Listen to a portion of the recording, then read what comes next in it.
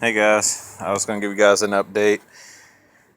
I had my first customer build, but they backed out before I got it up off the ground. Quite literally, they were looking for a pink Jeep, so I drove to Dallas and bought this one for $5. And as you can see, hopefully my wife likes waking up to the sound of Sawzall in the morning. This one would never have made it on the road again, just because it's so dry rotted. But the good thing about these, if you do lift these, is that the sun never touches parts of these things. So say the part that I need is going to be this part, which is all still really good quality plastic. And it's the same as in here. The seat went over this, so this is all still good, solid, good plastic. What I'm going to do is I'm going to try to cut it off, and I'm going to leave everything attached. I'm going to cut it out with motors, everything. When I'm talking about cutting these, what you always hear me talking about is to cut them down the line, cut them down here. And I'll probably take a little file and kind of trim that up. But really, you're not going to really see this part too much. It's just really, whenever you're taking pictures and stuff, you won't see a little edge or something like that. And that's why I'll make it clean. This is where the grill goes. And so all this will hide steering components that you would need in order to make a lifted Jeep work using the tub system.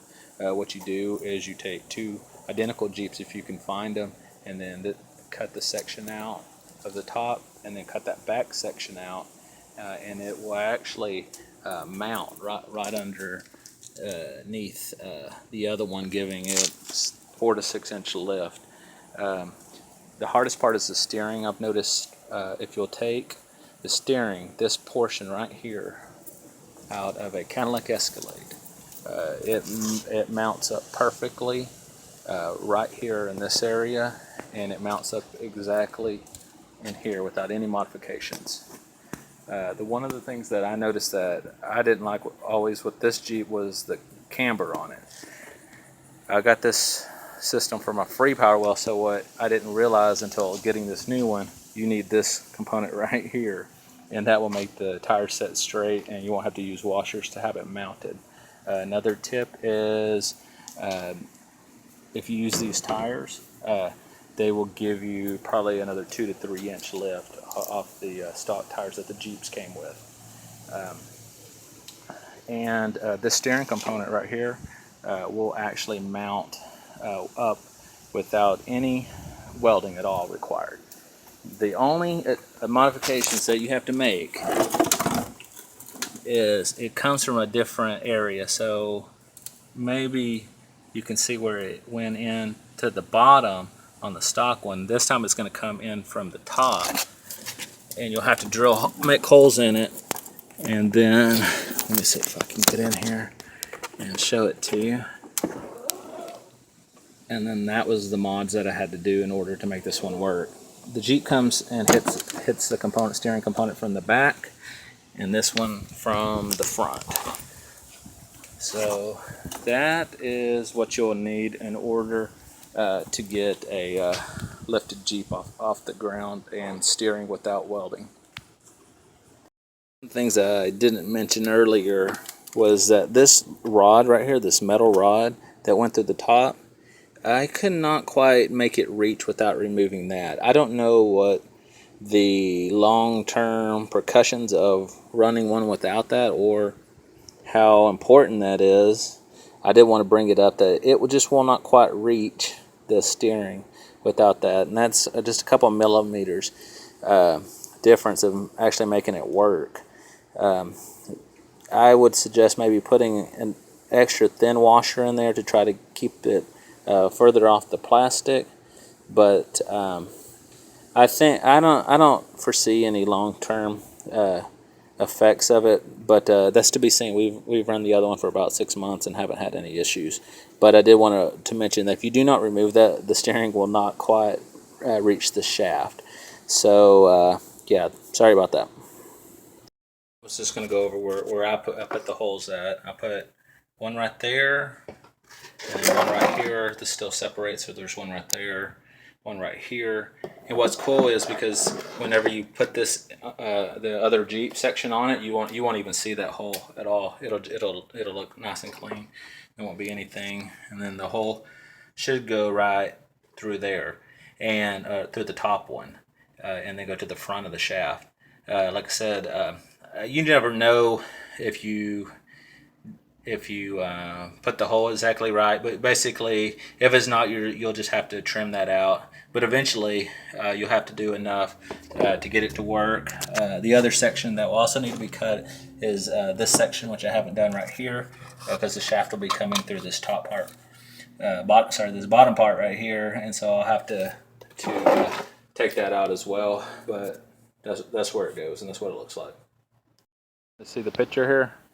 This is the Cadillac Escalade steering components on the Jeep. They mount up exactly without any modifications. Like I said, remember that you do need these or your wheel will not set in there straight. And you'll probably need some washers just to hold it up. Put one extra washer in between there because these spindles are a little bit longer. And a couple of mods that you'll have to make is you'll have to remove this tab right here in order for those to set flush.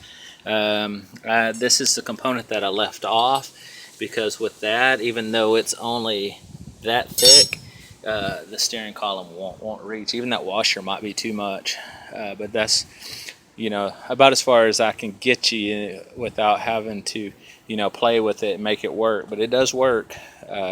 So I wanted to let you guys see it at this stage right here.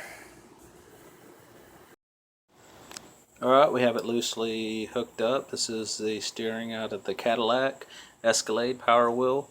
Everything's just loosely put in, nothing bolted down, and we have steering now. Like I said, the great part about this is that it doesn't require any welding. My only tip was to remove the bar that went right here, because it just barely reaches. That's going to be all you're going to the clearance you're going to have is just a few millimeters. It fits almost custom, if you will, and pretty excited about it. The last tip that I have on this steering is to Dremel this out a little bit wider. I think it ends about right here, and just this little bit of extra cutting will give you about 1 inch or 2 more turning radius, and that will make all the difference because it's going to be a big turning radius. If you do not cut that, it's going to take a long time to make a circle.